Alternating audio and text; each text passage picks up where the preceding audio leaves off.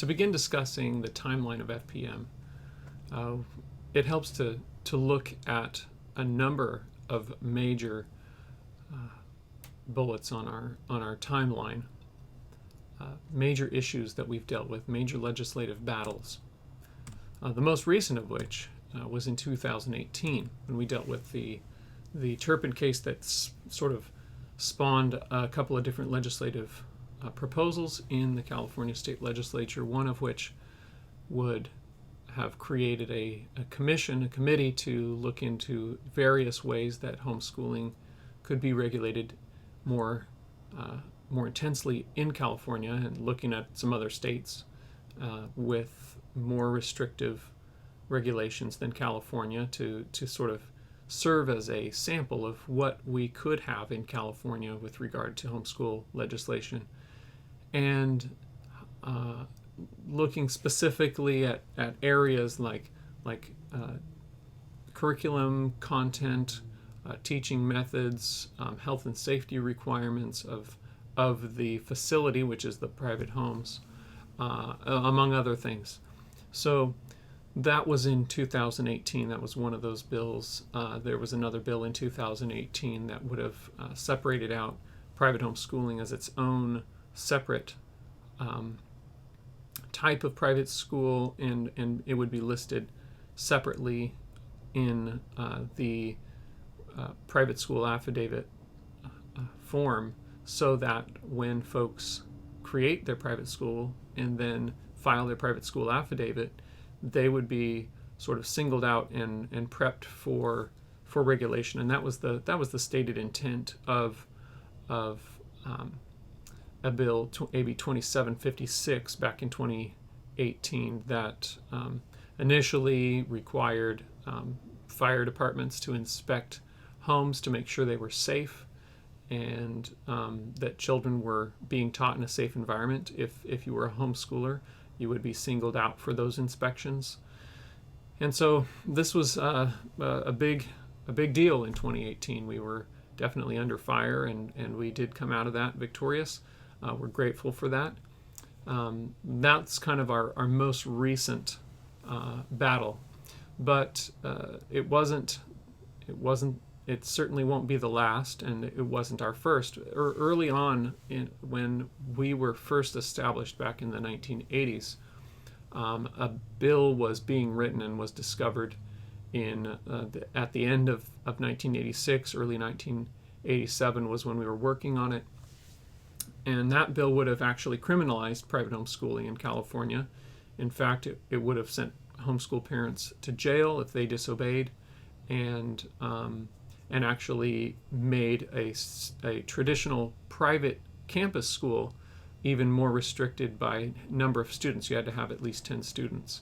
So that was back in the late 80s, back in the early days of our organization, Family Protection Ministries, fighting that bill. And that bill was actually defeated entirely behind the scenes, as opposed to in 2018, where we actually did do a lot of work behind the scenes, but there was a lot of work done in public as well. So we kind of had to engage on all fronts in 2018.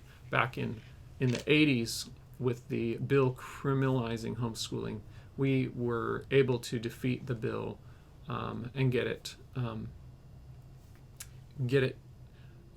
withdrawn before it was even sent to any committees. So we're grateful for every time we're able to do that. It's a lot easier to get a bill withdrawn if we can do it in that way behind the scenes.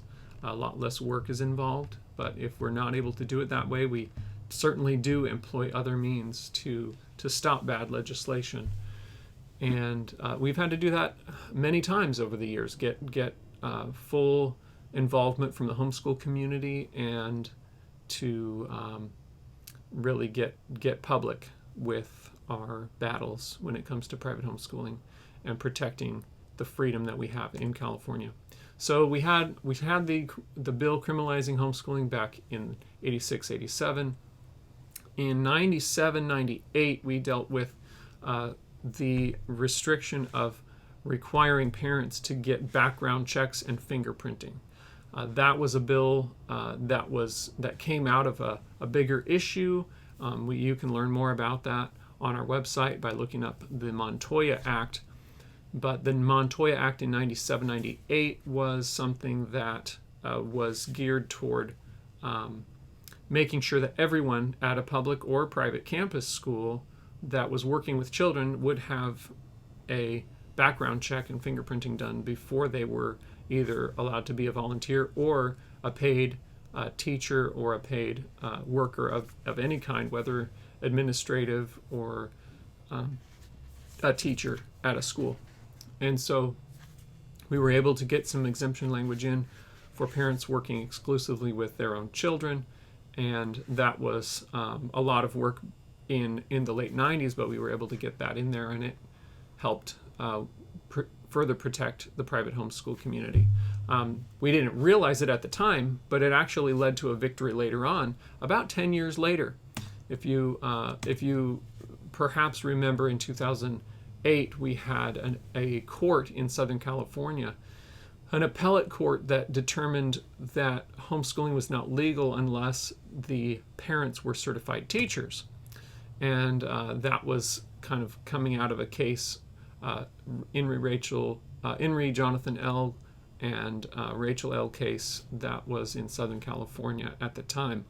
Now that court eventually actually reheard that case, which rarely happens, but they reheard the case and reissued a new opinion, and they reversed their initial decision and determined that homeschooling was a legitimate form of private education in California. In fact, they based largely their determination of that on the wording in California codes that protected parents from having to get the fingerprinting and the background checks done, which we were able to get into the Montoya Act.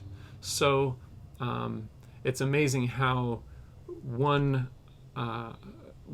battle might be won based on something that happened years earlier, in this case 10 years earlier, and we had no idea that it would come back to help us in those years to come. So we're grateful for that. So our probably our four biggest battles have been about 10 years apart: mid 86, 87, 97, 98 with the Montoya Act, 2008 with the Jonathan L. case, and then in 2018 with the Turpin case spawning the AB 2756, which was the fire inspections and singling out private homeschooling for those inspections, and then AB 2926, which would have created that commission to look into additional restrictions on home education. So these are sort of the overall major battles, four major battles: criminalizing homeschooling, fingerprinting, background checks, and teacher certification, as well as inspections and further restrictions. And so those have been four of the biggest battles, but by far certainly not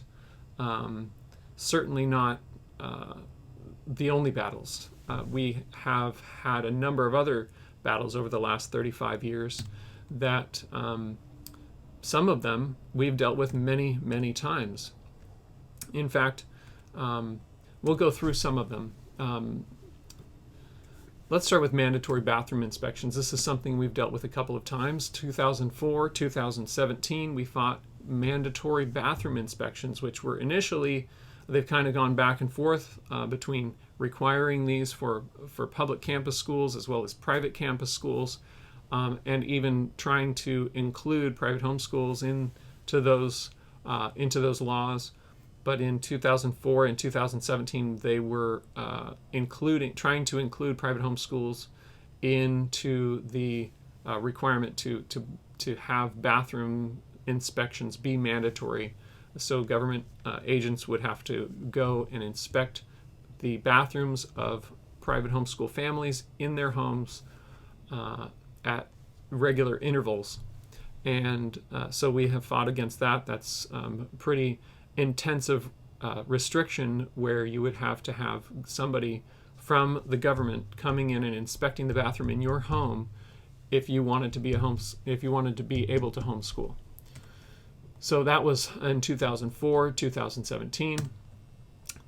In 2002, we also had an issue with the Superintendent of Public Instruction issuing a letter to all the legislators in the California State Legislature. All 120 legislators got a letter from Superintendent of Education Delane Easton saying that they needed to do something about the homeschooling problem. And we spent a considerable amount of time in 2002 and even in the next couple of years trying to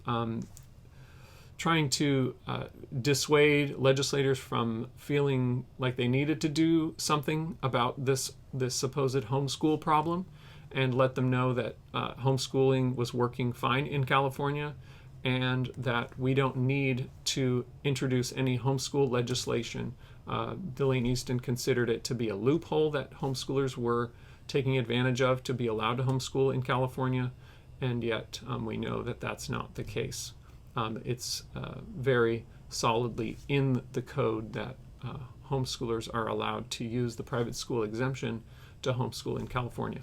Now, with that, we'll move on to the next item, which is early childhood education laws, specifically lowering the age of a compulsory education, which either they lower the age of mandatory education, or they add kindergarten as a required grade.